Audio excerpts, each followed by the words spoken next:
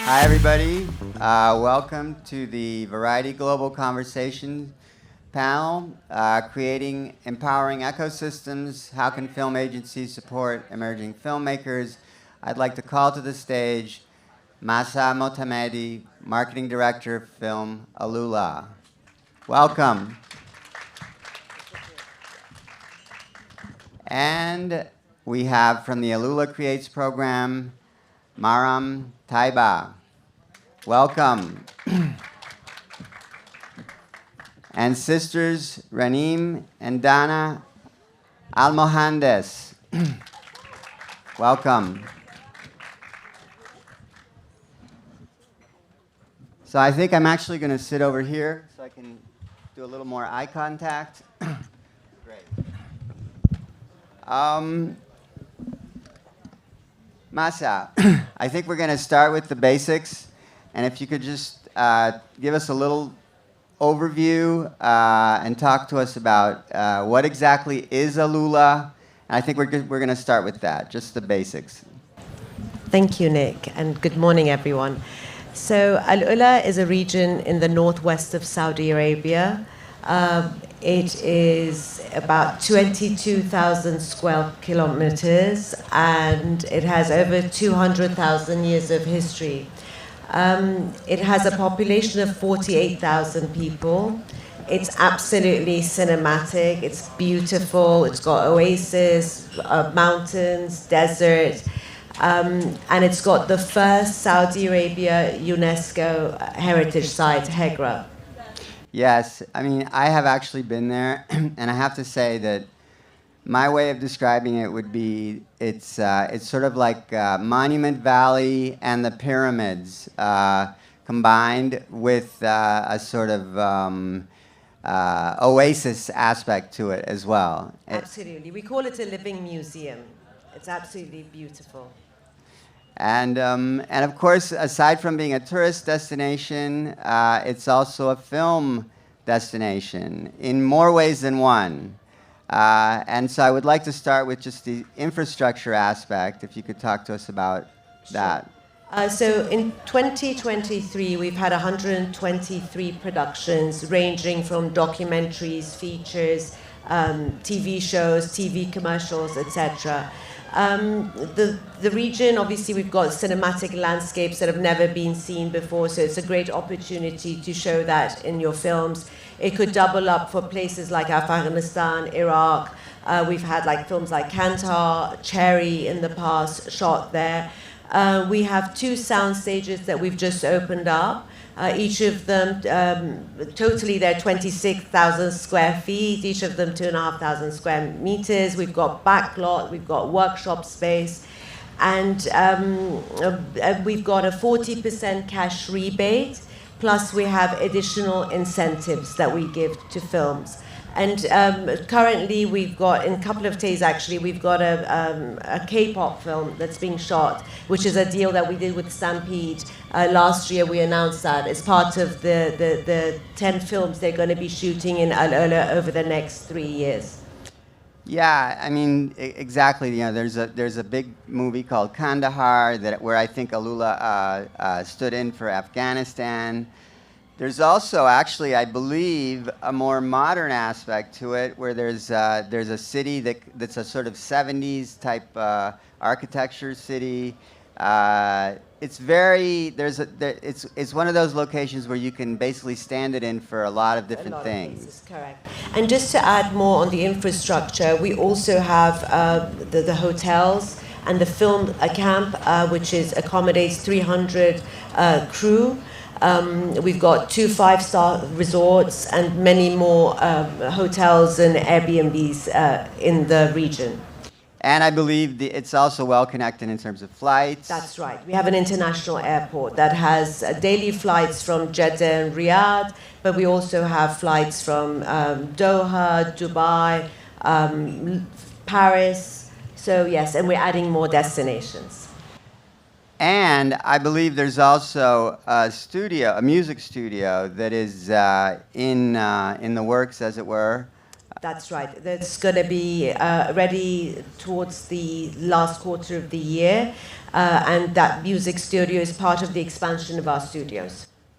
Yeah, so it's really gearing up to be sort of full service facility where you can do film production, you can do post production, you can do music.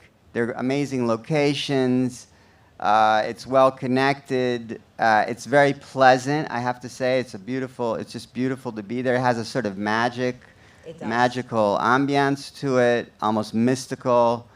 It's a pretty cool place. And there's an aspect of what AlUla does, which is nurturing the film community in different ways. And so, yeah, if you could talk to me about that aspect as well. Sure. So we launched a program about a year ago called AlUla Creates. And this was purely to support young Saudi female filmmakers and fashion designers. And the idea was to bring them together and have the fashion designers to then eventually do costume design for these films. The filmmakers were mentored by Haifa and Mansour, which we have them here, and they will talk about their films today. And Vertigo, which is a UK-based production company. What we tried to do for them is to create a journey for them from their scripts all the way to their productions. And with the fashion side, we have three very intelligent and creative Saudi fashion designers, and they work with Nicola, who is the Lady Gaga costume designer, to create, they were mentored by him and they created the costumes for these films. So this is the first cycle that we've done with AlUla Creates, but we do have other programs that are for non-Saudis as well. We have a partnership with the Red Sea Fund, and that is to support a production of films from the emerging markets, Asia, Africa, and the wider Arab world. We've now had the first film shot in AlUla for part of that cycle, which was Hijr by Shahid Amin. And we have many more to come. So Shahid Amin, who was the director of Scales, which was Saudi Arabia's Oscar contender. It's a feminist fable, a beautiful film. Now her follow-up, which is much bigger and more ambitious, is being shot in AlUla as we speak. Just to backtrack a second, when you mentioned Nicola, we're talking about Nicola Formichetti, yes, who is a designer and creative director who's known for his work with Lady Gaga. And basically he has been in AlUla mentoring young fashion designers, emerging fashion designers from Saudi Arabia, as part of the AlUla Creates program. The other aspect, this is all taking place concurrently with an agreement, a 10-picture agreement with Stampede, yes, under which there's a K-pop movie now being shot. Going to be shot in a couple of days' time. That's right. So that gives you an idea of the range of activities. And of course, the idea is to attract more. Absolutely, and also to add, we are trying to, it's not just with filmmakers or costume designers, we're training below the line crew, because that's very important to build the film ecosystem and have local film crew. So one of the other deals that we have with Stampede is to train the local crew. So over the next 3 years with the 10 film production, they get the expertise of the international crew that comes on ground to train the local. And so eventually the more local crew we have, it's beneficial to the film industry. And bear in mind that Saudi Arabia has a very young population, and that 70% of the population are under the age of 30, and they're very creative, so they're passionate about the film industry, the arts industry. So this is something great, that if we build the film ecosystem and train them, this will help the international productions coming into AlUla. So basically, yeah, it's very organic. Okay, there's a 40% rebate. Yes. There's the idea that when you come shoot there, you're also helping to foster the below-the-line aspect of filmmaking and create depth of crew for productions coming to AlUla, so that eventually, they will know that when they come to AlUla, they won't have to bring as much crew as they might think they do. It's all a building block, basically, of a vision that, to create to foster and create the building blocks of a film industry, which of course Saudi Arabia has been doing since December 2017, when they lifted the ban on filmmaking. And so you can see that today with the film Nora, the first Saudi film that's being screened at the Cannes Film. It's actually part of the official program. We're very proud of that.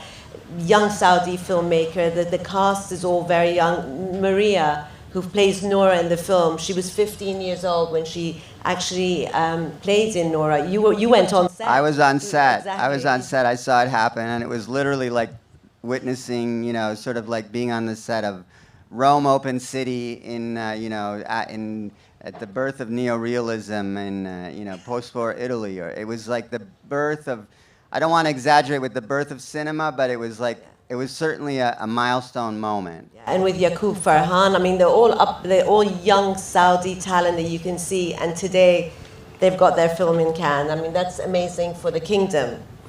Absolutely, absolutely. And we're very proud as AlUla because the film was entirely shot in AlUla. And of course, it's a film with a female protagonist. That's right. Yeah. And it talks about a form, to put it very simplistically, of female empowerment. So it's a very interesting film, and I urge you all to go see it. It's playing here on May 23rd. That's right. Yes, May 23rd, and that's where when we talk about female empowerment. We've got our female filmmakers here, and hopefully their films one day will make it to the Cannes Film Festival. Absolutely, absolutely. So I think at this point we're going to launch the sizzle reel pertaining to the AlUla Creates initiative. Thank you, Nick. Thank The you. future of creativity in AlUla, I think, is going to explode. It's only just beginning. And AlUla is an open canvas, you can come here and create whatever you want. I'm so happy to be part of AlUla Creates. Action! It was a dream working with Hikayat and with Nicola, and I felt deeply supported. مبادرة AlUla Creates لتشجيع صوت المرأة في السينما. What a master plan this AlUla project is. It's very important for me to basically give the filmmakers everything that they need in order to make the film that they want. With AlUla Creates, for me, was the first time that I didn't create something for myself, but a mentor to these directors and designers. So that was very, very fun.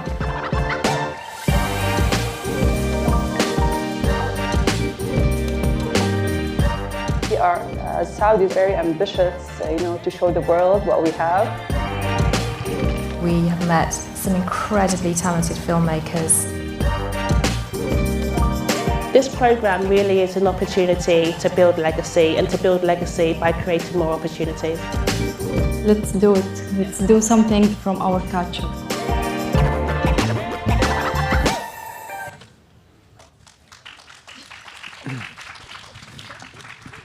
So Maram, I'm going to start with you. Sure. And again, I'm going to start from basically the beginning. And I just want to ask you how you got involved in AlUla Creates. I'm going to start with that.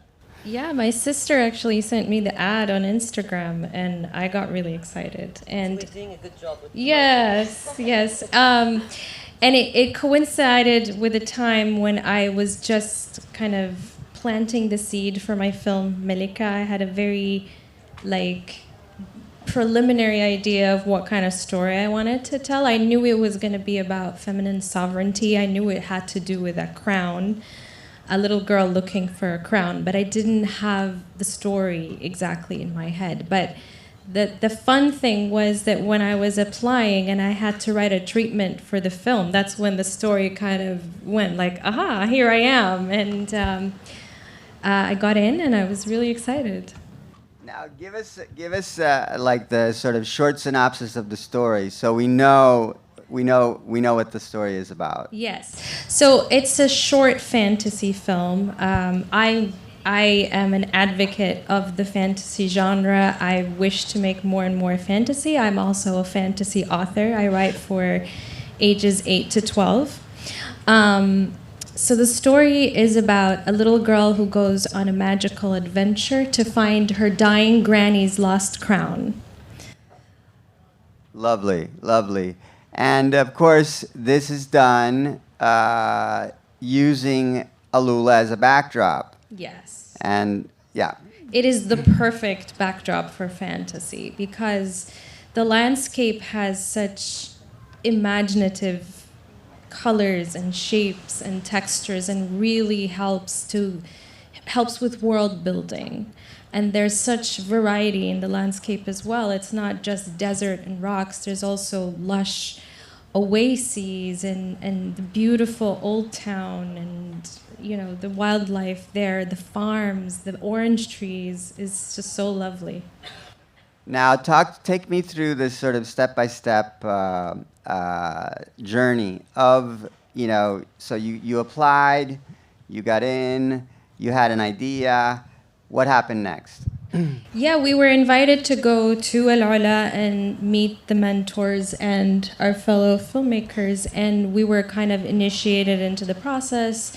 We were told how we were going to be supported and what the next step would be. For me, it was to write the script. You guys already had the script, I think, when you went to that. Yeah, we had a proof of concept. Yeah. So I started writing the script right after that get together, and it took me 2 weeks, and also to find a producer. I found an amazing producer that I just absolutely loved working with. Her name is Farah Juni. I wish she was here today. And then throughout the process, we had regular meetings with the mentors so that they could check up on us at every checkpoint. Okay, and one of the mentors being obviously Haif Al-Mansour, the great pioneering Saudi director who made a movie before filmmaking was officially permitted, Wajda, that went to Venice and is about a girl who wants to ride a bicycle. So how did you work with Haifa? Haifa was actually very, very supportive when it came to the initial story and how we were going to tell it, and she helped us with the fantasy element as well, because I was torn between making a fantasy film versus a magical realism film, and she helped me make the distinction. She had wonderful notes that were very, very valid over the script, and it helped us to make it a better story. She was also there on set when we were filming, and I had a little issue with one of the cast members that I needed her expertise with, and it was very, very instrumental. Now, I'm curious, the protagonist of the film is a girl. How old is she? Oh, she's 8 years old, the actress. Okay. Yes. And how did you find her? It was... So we saw so many children in our casting process, and Noor, her name's Noor, she stood out as someone who was just really ready to take direction and to kind of... She was like a sponge. She takes everything in, she internalizes it, and then she responds. And that is really what you're looking for as the director. And she had experience. She's done ads before.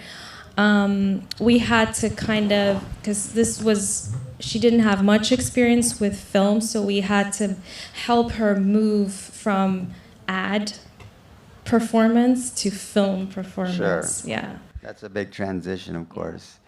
And And of course, given the fact that there is this this tie-in, let's call it, with the fashion design element, how did you factor that into the equation? Oh my gosh, that was my favorite part, actually. Film AlUla introduced us to Alia and Abir Uref, who their brand is called Atelier Hikayat, and they have this kind of very whimsical Alice in Wonderland style of design. And so I worked with them and Nicola. My reference film, like a film that I've always admired and wanted to learn from, was The Fall by Tarsem Singh.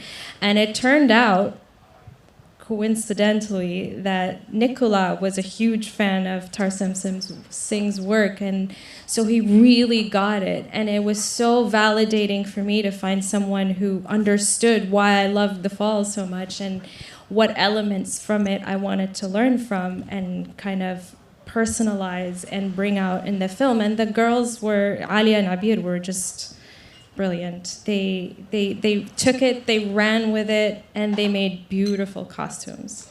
Now, in turn, do you know whether they consulted with Nicola about the specific costumes? Yes, he was supervising the process. Yeah. See, that's how it works. It's fascinating. Like, it's all interconnected.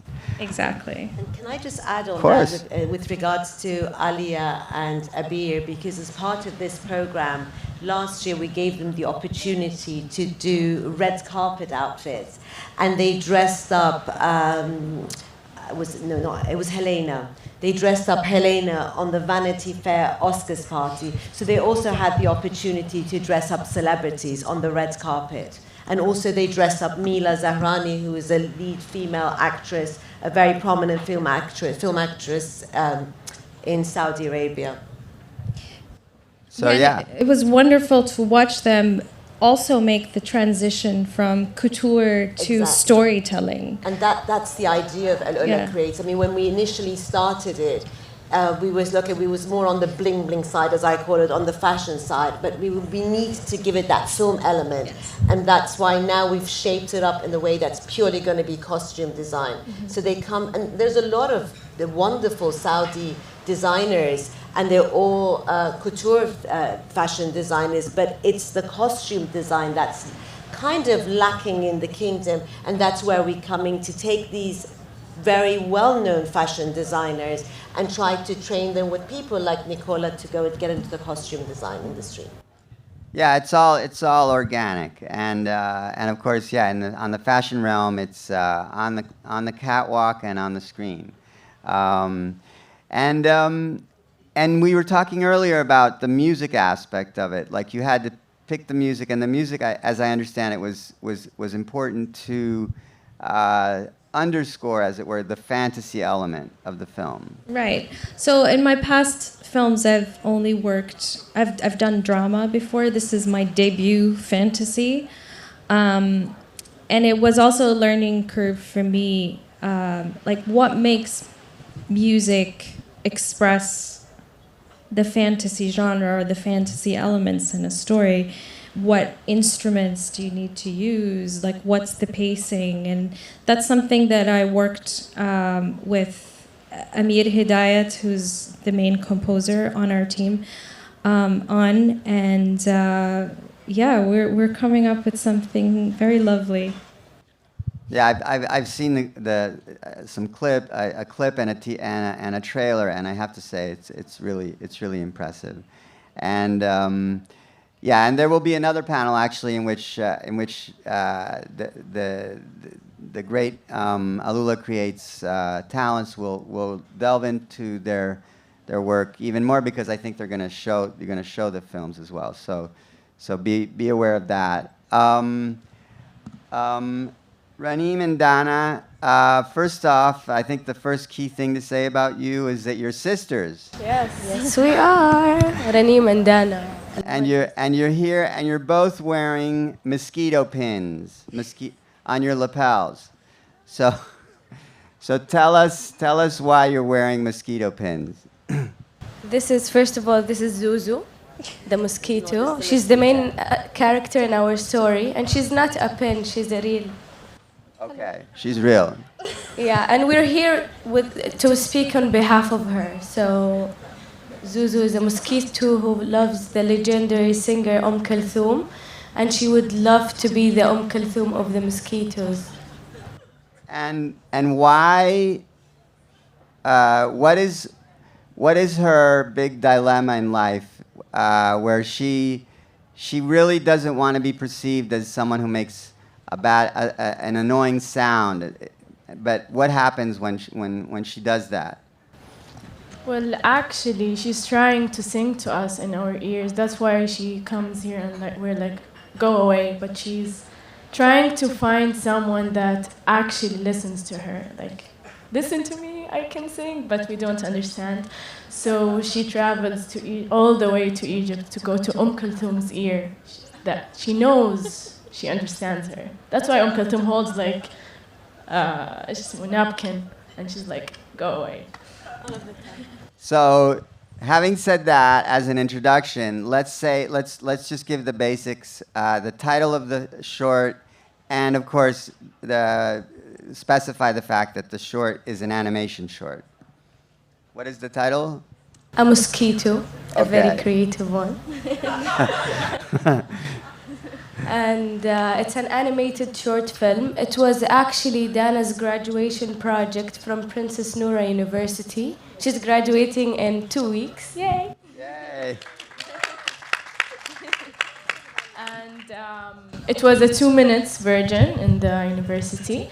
And then meanwhile, AlUla, Film AlUla Creates was there. And we saw the ad and we were like, oh my God, we have a version, like we can make this into a short, more than 2 minutes. And then we applied to Film AlUla and we developed the story there. Yeah. And of course, animation is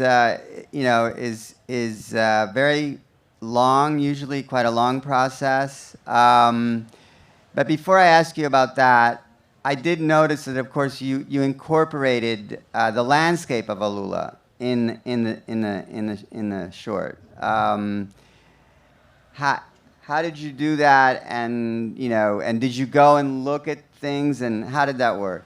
Yeah, actually, we went to this immersive trip, and we met the mentors and helped us with the story and everything.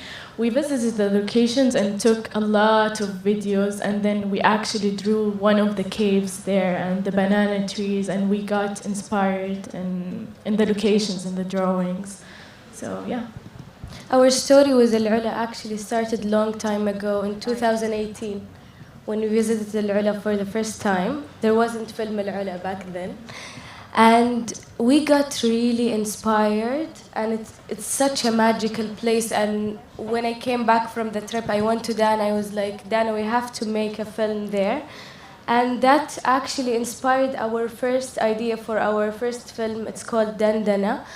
And we wrote a feature script back then. It's still in the works.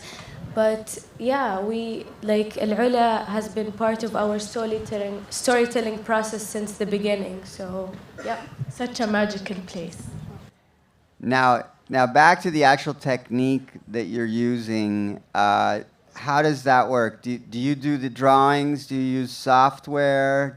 I imagine you do both. Yeah, if you could. I've always been curious about the process. Actually, we worked with Barajon Studios with Ayman Jamal.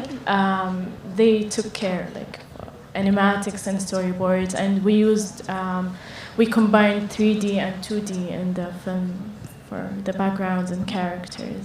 So the basics design of the characters and the backgrounds are all inspired by the graduation project from Dana and her friends in school.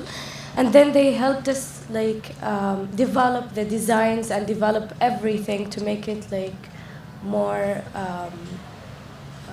advanced. So we were overlooking the process of development of all of the designs and all of the technical aspects, but we were the writers and the directors. We didn't actually draw anything. Okay. And talk to me a little bit about working with Haifa and her mentorship and input into your work? Yeah, actually, it was very helpful. As I said, it was just it was a 2 minutes story, and then when we talked to her, she helped us develop it to a 7 minute story and write like multiple versions and give notes. Yeah, the version we submitted to Film AlUla is totally different from the one that we actually did. So the mentors helped us in the process of development throughout the way, and it's been very helpful. Okay. Now, of course, there's the music aspect. From a very sort of, if I'm thinking as a producer, I'm wondering, did you have to clear the rights for an Kulthum song? First of all, I don't know if we mentioned this, but we make musicals. So we deal with music all of the time. And we were torn between like using the original music and clearing the rights, or creating a new music score that is original to the film. And we actually spoke with the people who hold the rights, and we talked about all of that. But then we decided to make an original music score that is inspired by Kulthum. You will feel a familiarity when you hear it, but it's not the actual music. And it was an interesting process because it was driven from the most iconic songs of Kulthum. And we worked with a Saudi composer called Wa'il Hussein. Wow, okay. That's fascinating. And in terms of having Kulthum in it, did you incorporate images of her that are not necessarily animation? How did you navigate that aspect? We animated Kulthum. Okay. And so the journey takes the protagonist to Egypt. Did you use AlUla as a backdrop for Egypt as well, or was that imagined, let's say?